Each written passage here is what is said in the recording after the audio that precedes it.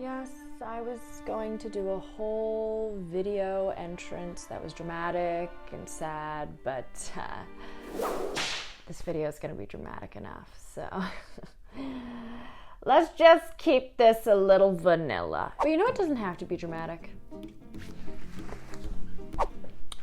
The sponsor of today's video, and that is Parade. I want to give a huge shout out to Parade because I've been wearing their products for quite a bit now. I am fully in love with everything that I have from them, and I've said it before, but I'll say it again. I quite literally wear something from Parade every single day. And why is that? Because it is my favorite undergarment company in the world, truly. What is Parade? Parade is a woman-owned, sustainability-focused, inclusivity-focused brand that makes sure that you are wearing something that you feel comfortable in and fabulous in every single day. And they have recently relaunched their Replay fabric, which is an original fabric that feels like wearing nothing, blending comfort with cute cuts and sustainable fabrics in hundreds of colors. The Replay underwear has a great stretch to it, and it's made from recycled fabrics. You can kind of feel that there's like a looseness to the way that everything is worn. And also, this bodysuit, I have to mention it, is part of the new Replay collection. I'm a big stickler for bodysuits. Sometimes I don't feel like they fit well enough, and sometimes they fit a little too loose. This is the perfect combination of tight and movable. I feel like a ballet dancer. I'm not, but let me live out my dreams. And if we're going to talk about how fabulous Parade is, they're going to be starting their Black Friday Cyber Monday deals. And if you use my code ANNABF, you can get 50% off site-wide. 50% off. It's already an amazing steal, and then add 50% off. Get underwear for every single person in your life. Everybody talks about socks. Stuff in undies. Stuff in undies. Undies, bras, bodysuits. Trust me, you're not going to get a better deal for underwear that is sexy, might I add, cute, fun. So again, Anna BF, 50% off. You will find something that you love, I promise. Maybe it's this. Maybe it's this. Maybe it's this. Now back to the video. Ooh. Oh my God, I feel like Mr. Bean. Anyway, yeah, today we're going to be talking about books that made me weep. I am a sap. I really am a sap. Truly, I will cry over everything. Usually it's much more of a sentimental cry. I wouldn't say I cry from pain that much anymore. Knock on wood, nothing has happened in my life to make me cry from pain. Dog videos make me cry. Reunion videos of people make me cry. Like parents and babies make me cry. I'm a very responsive water duct to sentimental things. So some of these books are going to reflect on that, and then some of these books were just very tragic things that made me cry. I think that shows I'm a good person. So I hope so, at least. Let's talk about some tragic books. Some books that were based on real things, books that affected people, and books that were just written in such a beautiful way that you couldn't help but be moved. The first one is S, Story of the Balkans by Slavenka Drakulic. This is more talking about the ramifications of war, what war does to people. This is specifically highlighting the 1992 Bosnian War, and specifically the women who were affected by it. There were essentially these camps that were established, and women were repeatedly assaulted. This is definitely a very tough book to read, but there are moments in this that, oh my goodness, just make you feel so present in the moment. You can't help but be moved to tears. You can't help but imagine yourself in that situation, no matter who you are. And I think it just shows the vulnerabilities that humans have, and what you have to do when you're put in a situation that's completely out of your control. And oh my goodness, I was reading it right in this chair, right here. I remember mornings over coffee, and just, tears would come to your eyes, because any suffering that you read about, no matter what's going on in this world, people should never be subjected to anything like this. Never, never. And I think that this book, maybe it won't make you cry, maybe it won't make you weep, but it'll definitely make you feel something. Great writing too. Very, very great. The next book that I want to talk about, this is a book I read a while ago, and I always forget that I read it, but it's by an author who I really cherish and appreciate her vision and voice, and that is Jamaica Kincaid, and the novel is My Brother. This is a real story about her brother's demise from AIDS, living in Antigua, and again, the ramifications that came with having AIDS at that time, the guilt, and the fear that you would never be fully accepted by your family for suffering from this illness. What made this such a tearjerker for me was the way that Kincaid wrote about her brother, the way that she was finally kind of able to express the love that he might not have felt that she had for him through these pages in a very lyrical prose, in a way that you can relate to. You can feel the emotions on that page, whether or not you've dealt with somebody who is ashamed of something that's happened to them and really can't feel like they can fully express themselves. This is such a relatable read, even though it's dealing with something that, you know, hopefully you've never experienced in your life, or if you have, you can relate to it even more. But this is such, oh yes, it's beautiful writing. I love Kincaid's writing. I really do. Such a beautiful way to honor somebody that she loved, even through the friction of their relationship between him and her mother and the whole family grappling with it. It's such a beautiful dedication, and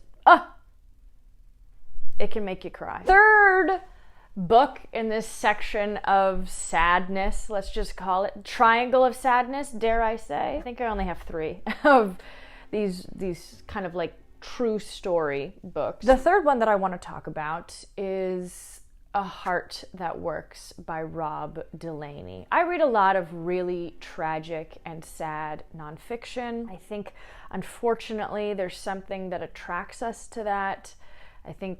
I don't know, me at least, maybe it's acting that attracts me to it. Maybe I just feel the need to read about things that are very sad, to kind of be in that headspace. But this book in particular really made me so sad. The premise of this book is Rob Delaney, he's a writer and actor, and one of his children is diagnosed with this illness, and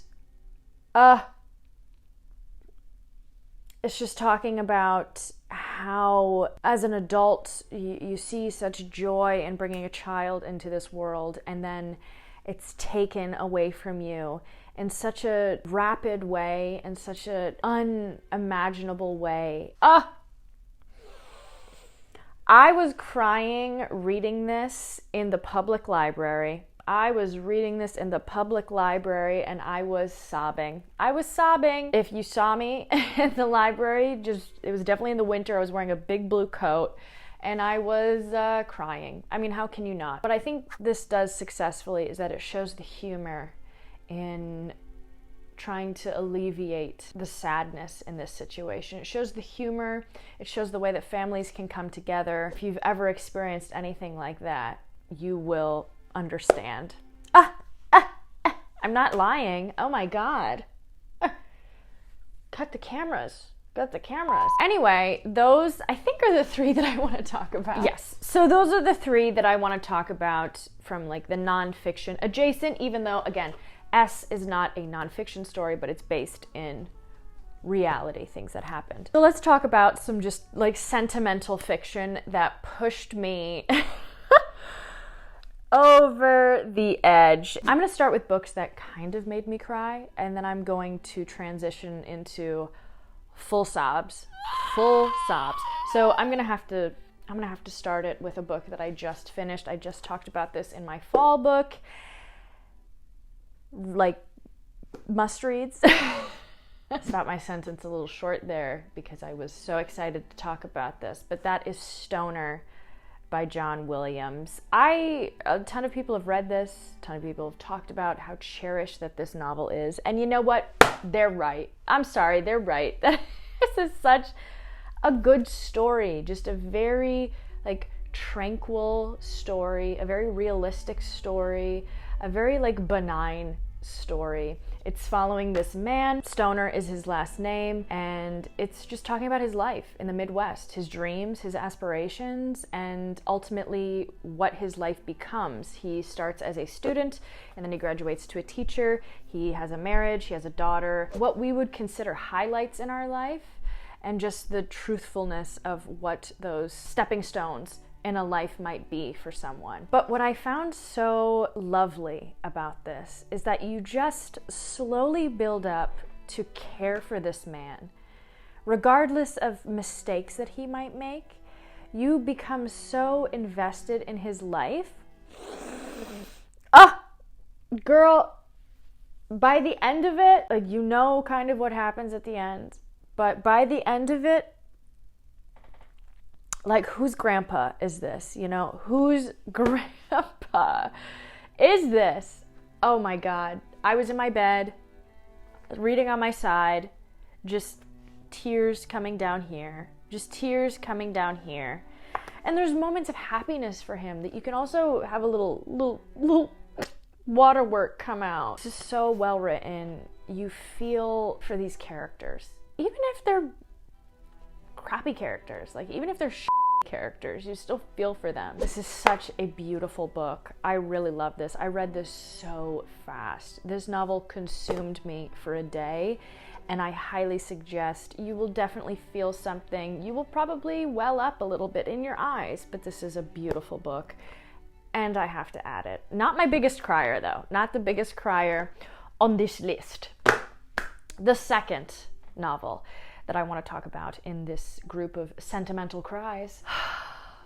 A Tree Grows in Brooklyn. Oh my goodness. Oh my goodness. I don't know if it's because I was on a journey with this one. It's a big book, so you naturally are fully invested into it.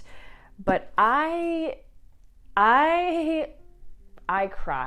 I cried. So many different moments came up where I welled up, where I felt like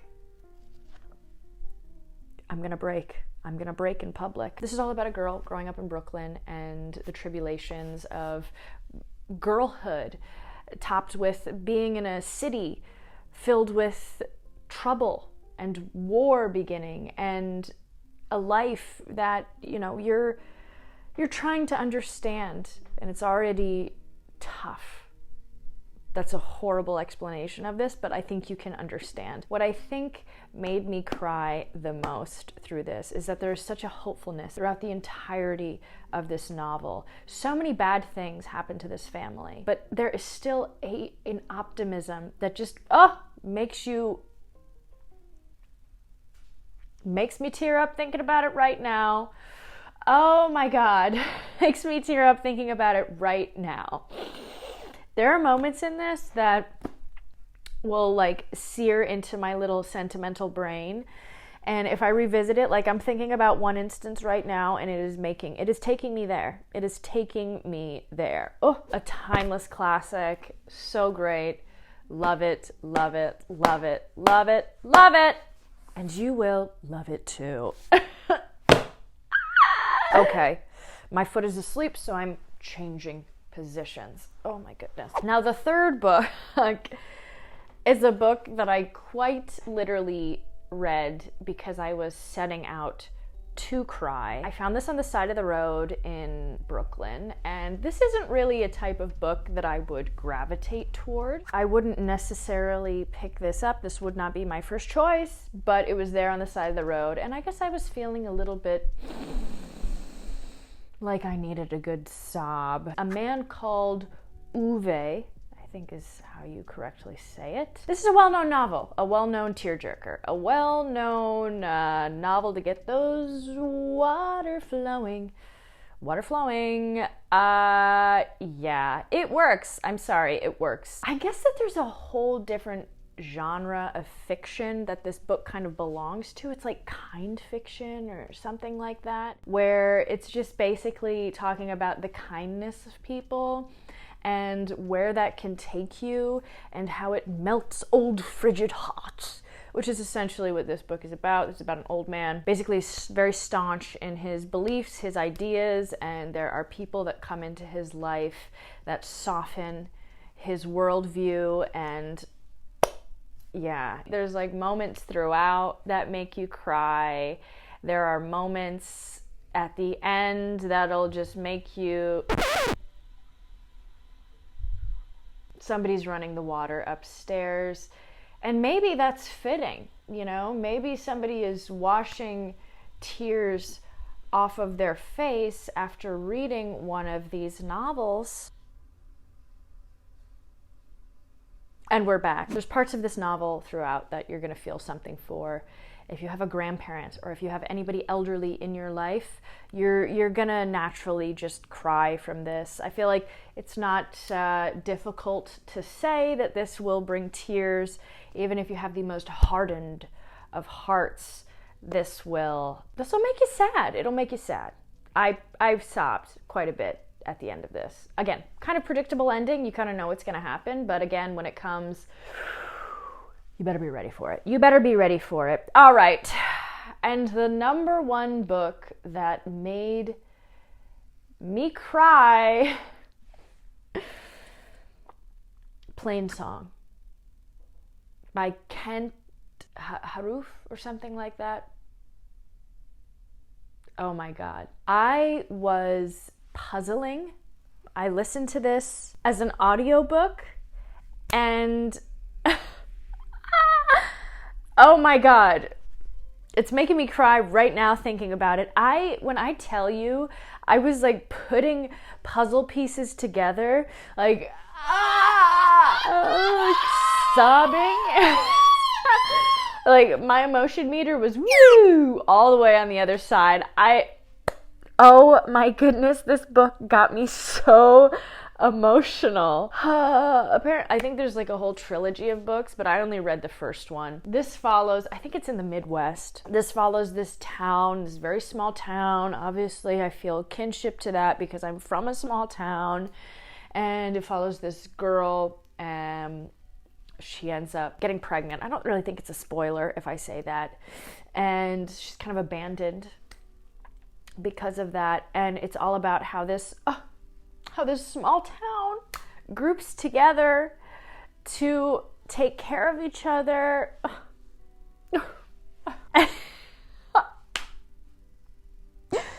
Wow. There's these old farmers in it that just pull at my heartstrings so much. My uncle is a farmer and he's such a kind person. Oh my God.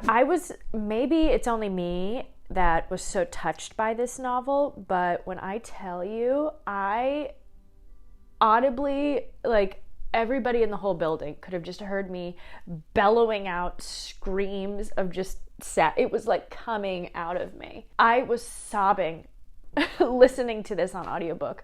I imagine reading it, maybe you have a similar experience, but I thought it was, you know, I don't think it's the most profound book I've ever read in my entire life, but I think just, again, touching at that sentimental string and the connection that people can have with one another and just how important that is. A great experience, just cleansed me out. You know, it was like eating a whole spoon of wasabi. Everything was coming out, and it was a cleansing experience. Oh my goodness. There we go. Never said I'd cry on here, but here I am. No, but I think this is for a good cause. I'm very happy to get emotional and vulnerable online when talking about books that just, you know, made me feel an emotional cleanse. So there we have it, guys. Those are the books that absolutely violently made me sob. A little bit of tears interspersed throughout the video. So I hope you enjoyed that. Let me know what novels, what books have made you sob. There's lots of different subgenres of sobbing. There's lots of different reasons for sobbing. But I feel like a good tearjerker is a good book. It means it got you in ways that others haven't. So, anyway, you guys are wonderful. You're fabulous. Thank you so much for being here. It really means a lot. I will see you in the next one.